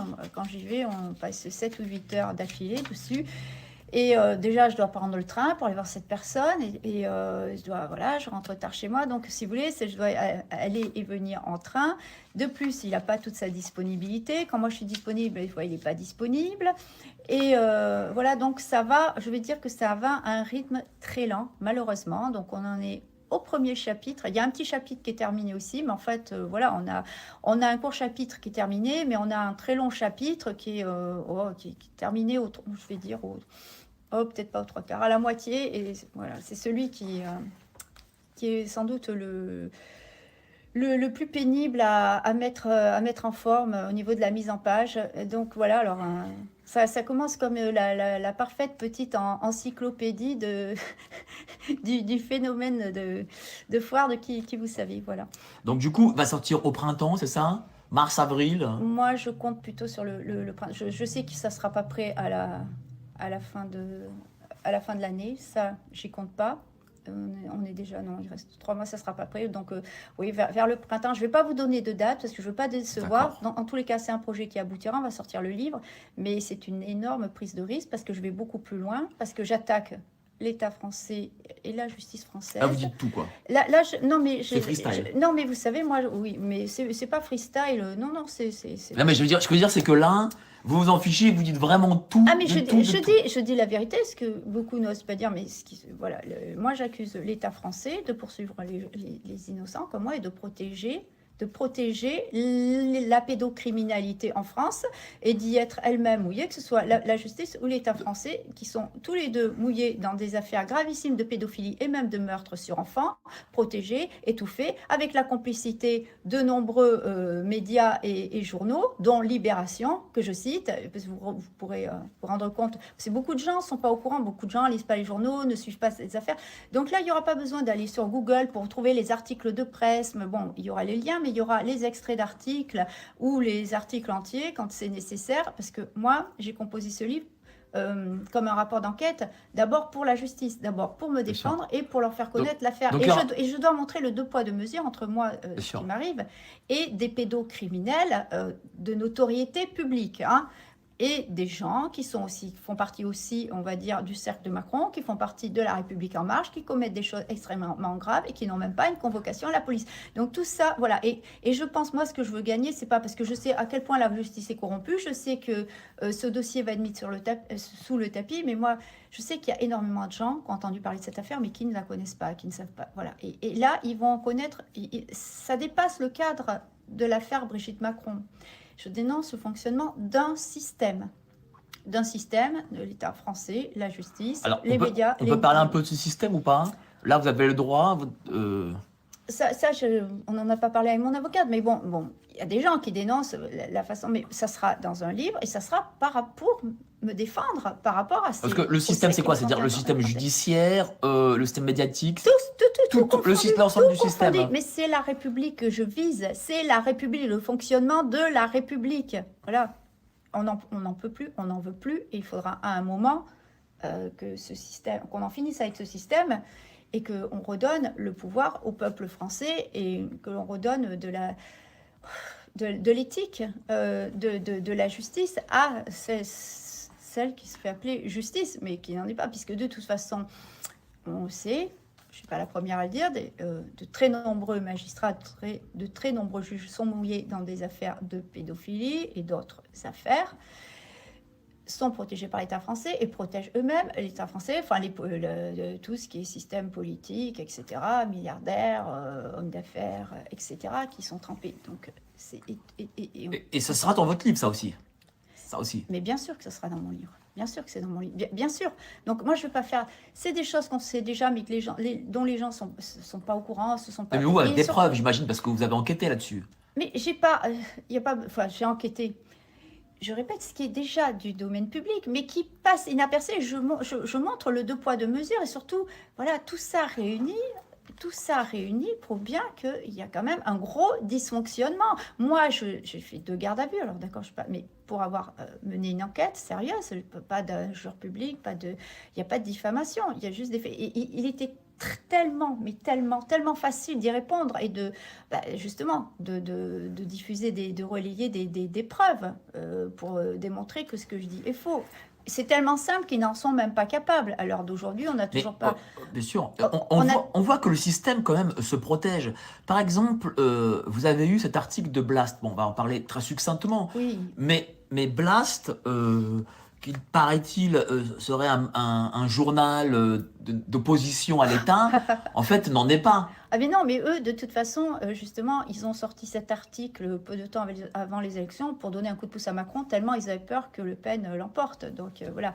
Et ils prétendent, alors ce qui est très grave, c'est qu'ils ont prétendu dedans, la preuve que Jean-Michel Trogneux existe, c'est qu'il a porté plainte contre les 2 femmes, Amandine et moi, alors que Jean-Michel Trogneux n'a jamais porté plainte contre nous on n'a jamais été convoqué à la police pour une plainte de Jean-Michel Trogneux. Déjà, il faudrait qu'il aille physiquement, qu'il se déplace pour aller porter plainte. Il ne l'a jamais fait. Et même Brigitte Macron, déjà, n'a pas été capable d'aller physiquement, personnellement, porter plainte, puisqu'elle a envoyé son chef de cabinet. Son cabinet qui n'a aucune valeur juridique, puisqu'elle n'a aucun statut de première dame, elle n'est pas élue, donc son bureau elle se représente elle-même. C'est un bureau on va dire, on lui fait une faveur, mais elle n'a aucun rôle à jouer. Donc c'est aussi quelqu'un qui assiste à tous les conseils de ministres et qui n'a absolument rien à y faire, qui n'est rien ni personne regardez, à part l'épouse du président. Parce que moi, vous m'avez eu au téléphone, bon, je n'en sens rien de secret, on m'a dit, ah, Blast est venu, ils vont faire un bon article. Et en fin de compte, oui, mais ils n'ont pas fait le bon alors, article. non, mais vous savez, moi, je ne voulais pas les voir et je ne voulais pas en entendre parler. J'ai été harcelée par un individu qui, alors je le dis, Allez-y. Charles de Merci, qui publie de temps en temps des articles dans François, donc des articles d'économie, de je sais pas quoi, voilà. Et donc qui, au départ, si vous voulez, m'a contacté sur Facebook sous une fausse identité, sous un pseudonyme, avec une fausse photo. Bon, la photo, je savais que c'était bidon, que ça sortait d'une série, d'un film. Et en fait, il utilisait le Facebook de sa femme, qui elle-même était sous pseudo, sous fausse photo, etc. Il s'est présenté comme étant une femme qui voulait me rendre service, qu'il avait des connaissances, qu'il était l'un des meilleurs amis du directeur de Blast, rappelez-moi son nom parce que Denis Robert. Denis Robert. Et donc moi je suivais, bon, j'en avais entendu parler comme tout le monde pour l'affaire Clearstream, c'est tout, mais je connaissais pas ce média. Bon, je savais que c'était un média, enfin je savais que c'est Denis Robert, c'est l'extrême gauche, c'est la bien-pensance, c'est l'idéologie du système. Donc il y a rien de, on va dire, de novateur ou de... Il n'y a rien je ne trouve pas le terme. C'est-à-dire qu'en fait, ils se font passer pour des rebelles, mais en réalité, ils sont très mainstream. Et ils sont venus un peu pour vous piéger aussi, sur cet article. Alors, ils se disent journalistes indépendants, ne faisant pas partie du système, mais ils viennent du système. Denis Robert vient du système. Je sais pas. Mais comment s'est passé l'entretien avec lui? Mais c'est pas avec lui, il m'a envoyé... Enfin, avec le journaliste qui m'a envoyé. Alors, j'ai déjà raconté tout ça, je dis que... Oui, mais vous avez abordé sur un petit format. Ce Charles de Merci avait créé une fausse adresse email pour écrire à une personne que je connaissais pas, qui est la fille de Charles Gave, Emmanuel Gave, avait créé une fausse adresse email, soi-disant pour me défendre, mais au lieu de me défendre en son propre nom, il m'a défendu en mon nom, en l'insultant à moitié parce qu'elle disait que tout était faux, que j'étais une fausse journaliste, etc. Et donc il lui a dit,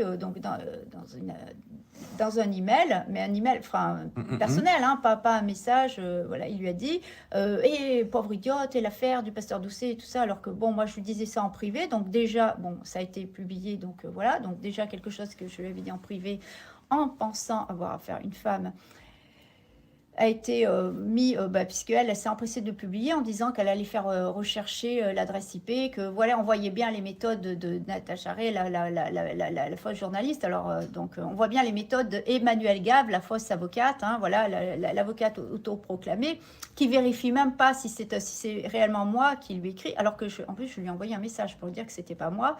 Elle a lu, elle a jamais répondu, et elle n'a jamais démenti, c'est qu'elle le sait. Elle sait pertinemment que c'était pas moi, et donc elle m'a diffamée, elle m'a insultée publiquement. Donc moi aussi, vous savez, je pourrais porter plainte contre un grand nombre de gens. Moi, j'ai pas l'énergie. Déjà, les journées sont trop courtes. J'ai trop de choses à faire, trop de travail. Et à tenter des procès, c'est des frais d'avocat à chaque fois. Donc, si vous voulez, moi, je me concentre sur mon affaire. Mais ces gens-là vont payer à travers le livre, puisque je le dis, voilà. Moi, je l'ai dit sur des chaînes YouTube, des chaînes d'obscures chaînes, parfois, c'est pas connu du grand public. Donc là, le livre, c'est pour le grand public. C'est surtout... Donc voilà, donc les révélations... Enfin, faut expliquer aux gens, et on l'a dit au début, que aujourd'hui, Natacha Ray, et on l'a écrit sur la miniature, on n'a pas écrit exclu, machin, je sais pas quoi. Aujourd'hui, Natacha Ray ne peut pas expliquer sur le fond de l'affaire parce qu'elle est en procédure, voilà. On me l'a défendu. Ses avocats ont défendu Donc c'est pas moi qui ai un enfoiré, parce que je me prends. Ah mais moi j'ai jamais laissé, si vous voulez, Voilà. moi je vous l'ai dit, ne mettez pas ce titre exclu parce Je que... n'ai pas m'exclu, je ne le dis pas. Si, je l'ai vu quand même. Ah, bon, c'était pas moi. Natacha Ray, je vous ai dit tout de C'était les suite, autres. ils vont se monter, ils vont dire, voilà, ils vont se dire, ah mais c'est des nouvelles révélations, comme s'il n'y en avait pas eu Mais déjà c'est pas grave, assez. je prends tout sur moi, voilà, je prends tout sur moi. Voilà. Parce Donc que... ça fait des mois que vous me contactez pour une interview que je vous refuse, que je vous dis non, j'ai pas. Non mais j'ai pas on n'a pas m'exclu sur l'interview. Je répète pour ceux qui n'étaient pas là qu'en fait aujourd'hui on ne parle pas du fond de l'affaire parce que Natacha ne peut pas le faire. Le titre n'était pas putaclic, on a mis Russie et Trump, voilà. Donc on a parlé de la Russie de Trump. On a même parlé de Benalla alors que c'était pas écrit sur la miniature. Pour le coup, on a parlé d'autres choses. On a parlé de votre vie, Du livre à sortir. du livre Je qui va pense- sortir. je- Donc ça- voilà, il n'y a pas de mytho de ma part, hein, les gars. Hein. Il n'y a Merci. hein. qu'Amandine sur sa chaîne qui l'avait annoncé. Moi, Voilà. je ne m'étais jamais exprimée publiquement pour annoncer qu'un livre était en préparation. Donc, le livre, il est rédigé, mes avocats ont les chapitres, ont tout. Mais il reste à le mettre en page, après à le faire imprimer. Voilà. Déjà, il faut faire des devis. Bon, Et Natacha c'est est très venue bon. aujourd'hui parce que ça fait quelques mois que vous n'avez pas de ses nouvelles. Moi, j'ai eu beaucoup de témoignages de gens qui me disaient est-ce que Natacha est décédée Oui. à cause d'Isabelle, enfin parce que les gens prenaient Natacha pour Isabelle Ferreira. Et donc aujourd'hui, Natacha vient parler, voilà, pour dire voilà qu'elle va bien, qu'elle travaille sur son livre et que dans son livre il y aura d'énormes révélations et qu'elle tient bon, qu'elle Alors, tient bon. c'est pas- Tenez bon. Bon, il y aura les révélations qui m'appartiennent déjà, Oui. que je me réattribue parce que tout le monde, beaucoup de gens se le sont appropriés pour les déformer, en faire toute autre chose. Mais ça sera vu sous le... Je vous ai Ah ben dit- voilà, we love Natacha, super Merci. Natacha, ben Ça voilà. sera vu sous l'angle de ma défense pour les tribunaux et ça va beaucoup plus loin, comme je vous dis, que ce qu'on me demande. Je veux mettre la justice face à ces incohérences et face à ces injustices, justement. Et je vous dis, je n'ai pas peur d'écrire noir sur blanc que la justice française et l'État français protègent la pédocriminalité et ils sont aussi en grande partie des pédocriminels. Voilà, on le sait. Et je le dirai, et d'ailleurs je l'ai écrit, que je suis... Ça, je veux bien me déplacer à la barre, même si j'ai des avocats qui sont là pour ça, que je n'ai pas besoin de me présenter, je veux bien venir leur dire droit dans les yeux. C'est-à-dire que vous viendrez au tribunal le dire.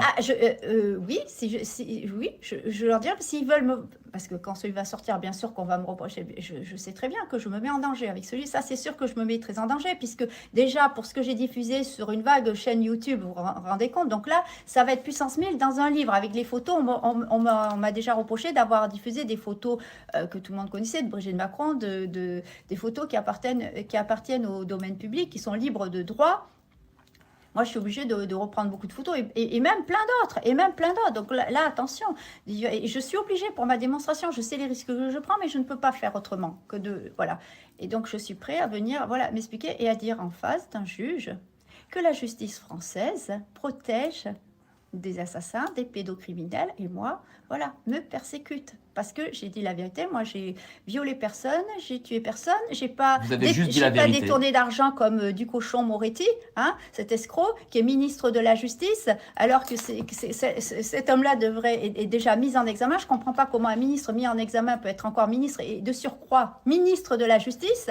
Donc alors Gérard...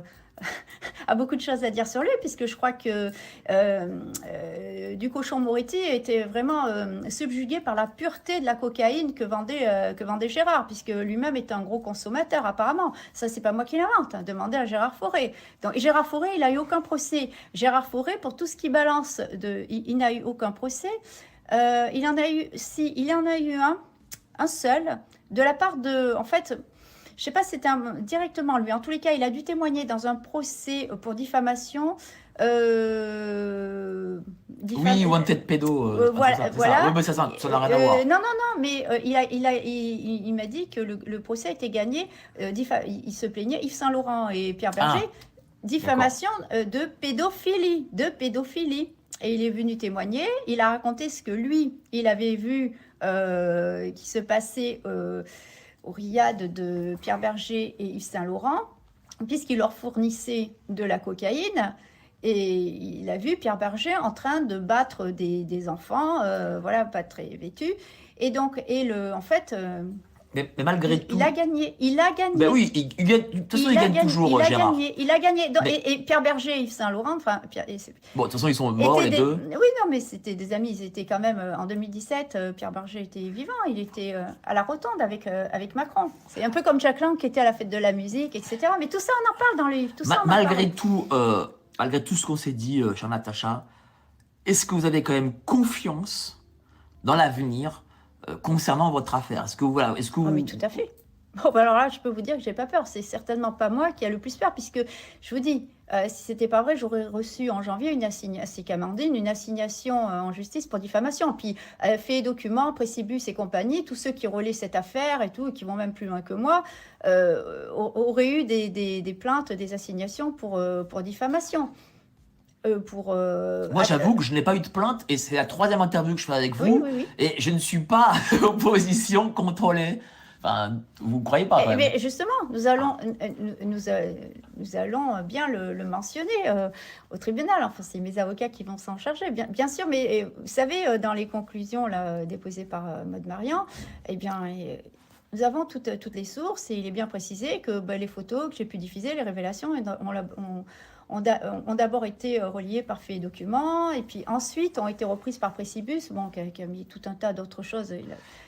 Est-ce que vous allez enquêter, peut-être, là vous allez parler de la Fédération française de football, est-ce que vous allez commencer peut-être d'autres enquêtes aussi Écoutez, qui sont explosives? Alors là, je peux rien vous dire parce que là, je crois que je suis sur cette affaire, sur ce dossier encore pendant longtemps. Il faut déjà terminer la mise en page du livre, voilà, s'occuper de le faire imprimer, en espérant pas avoir de bâton dans les roues pour le sortir.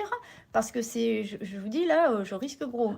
Parce que c'est l'interview, mais alors c'est l'interview puissance 1000, je vous dis. Donc forcément que ça va les déranger. Vous savez pourquoi je vous pose cette question? Parce que je sens quand même que en ce moment, il y a quelque chose qui vous choque et sur lequel vous militez, c'est contre la pédocriminalité. J'ai l'impression que là, c'est vraiment devenu votre... C'est mon grand combat. Voilà. Oui, exactement, c'est mon combat principal. Et l'affaire dont on parle, c'est avant tout une affaire de pédocriminalité protégée, c'est une affaire de détournement de mineurs et de pédocriminalité. Il y a les deux, mais ça rejoint tout un tas d'autres affaires, donc il était important dans ce livre de faire des parallèles, de montrer toutes les connexions. Donc vous verrez, il y a des pistes inexploitées alors, les gens, vous voyez, ceux qui se prennent pour des détectives, des Sherlock Holmes, voilà, qui nous sortent Jean-Philippe Cotts, Zazadior, machin. Alors, par contre, il y a des vraies pistes. Et là, je suis la seule, vous voyez. Et là, c'est du sérieux, là, c'est du concret. Là, voilà. Donc, moi, je pense savoir qui a pistonné Brigitte. Sans diplôme, puisque alors là, c'est sûr et certain, je risque pas un procès pour diffamation. Est-ce que vous pouvez me le dire là, dites Brigitte, quand même ça, au moins, qui a pistonné Brigitte? Alors, qui a pistonné Brigitte? Eh ben, allez-y. Je pense savoir qui c'est. Je pense que c'est... Voilà, c'était... Ouais, je crois qu'en plus, je l'avais dit sur Facebook, j'avais mentionné son nom sur Facebook, mais bon, c'est pas été. Oui, parce que Brigitte ça n'a Macron, pas été du tout repris. Vous voyez, parce que Brigitte Macron a enseigné dans un grand lycée qui s'appelle le lycée Franklin. Oui, sans CAPES. Sans CAPES. Ça, on le sait. Ça, c'est sûr qu'il n'y a pas de voilà, CAPES. Alors que théoriquement, ça ne c'est pas possible. Oui, mais il y a une autre personne. Il y a un certain professeur qui a aussi enseigné qui s'appelait André et qui était de Strasbourg. Vous voyez, ça tombe bien. Mais, donc c'est lui qui a... alors très, très certainement. Alors moi, je pose des questions. Il y a beaucoup de choses quand je ne suis pas certaine. Mais quand je pose...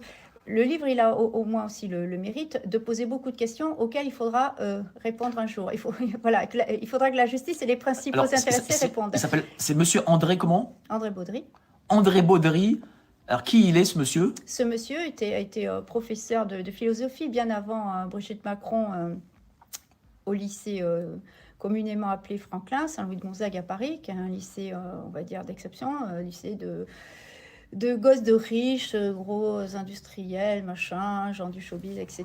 Donc, d'ailleurs, vous connaissez quelqu'un qui avait ses enfants, on en a parlé. L'autre jour, on en parlait. Bien sûr. Et je connais des parents d'élèves qui m'ont dit non, Brigitte, elle n'est pas ce qu'elle est parce que nos enfants ont été élèves de Brigitte. Oui, tout à fait.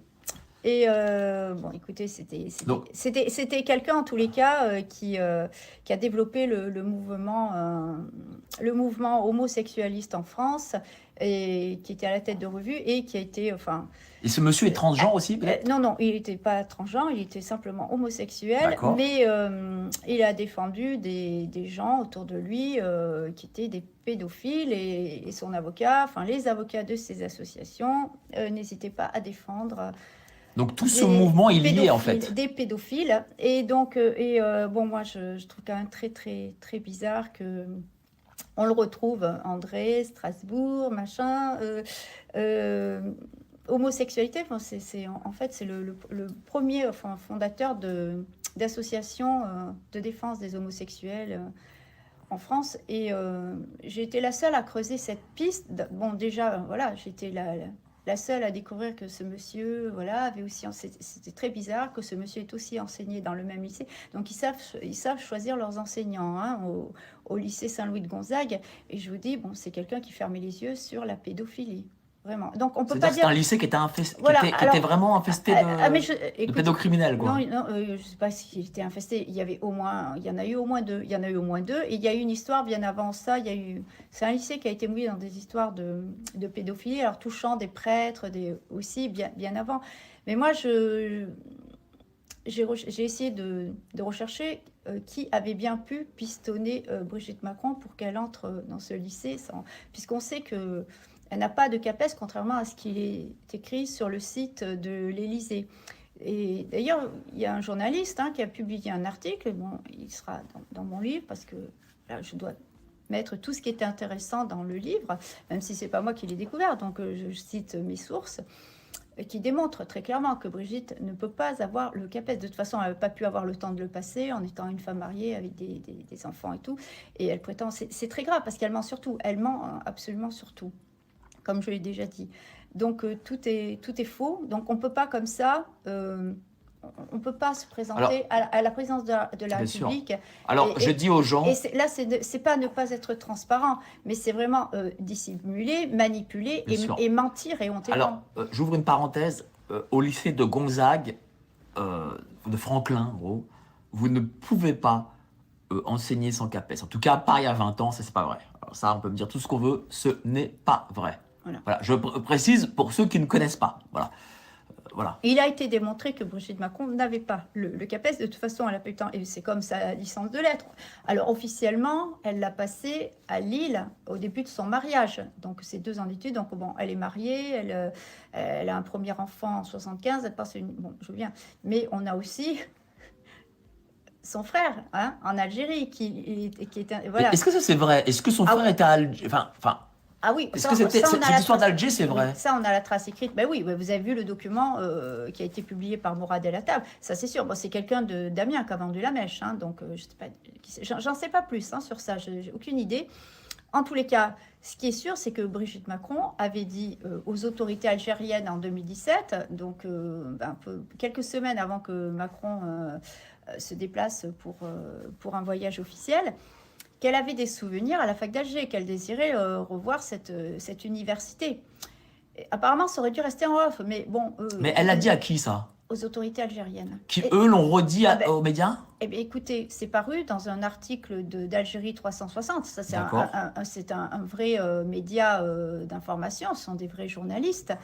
Et ça a été repris, alors là aussi, tout ça est dans le livre. Il y a 1 ou 2 articles de presse, mais qui en ont parlé, que Brigitte aurait eu des souvenirs à l'université d'Alger. Mais si vous voulez, ça n'a pas été... Tout le monde aurait dû reprendre ça parce que ça ne coïncidait pas du tout avec ce qui est mentionné dans toutes ses biographies qu'elle a étudiées. Donc, ces 2 années de fac, elle les aurait faites à Lille.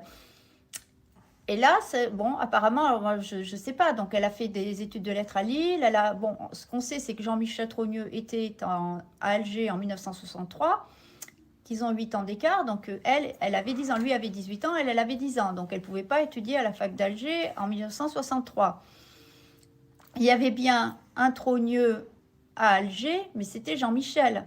Mais Brigitte a dit officiellement, et c'est repris par des journalistes algériens, tout ce qu'il y a de plus sérieux, qu'elle avait dit aux autorités, je vous le répète encore, parce que comme beaucoup en plus ont des problèmes de compréhension, qu'elle avait des souvenirs à la fac d'Alger, qu'elle voulait la revoir. Finalement, elle n'a pas accompagné Macron dans ce voyage officiel. Voilà.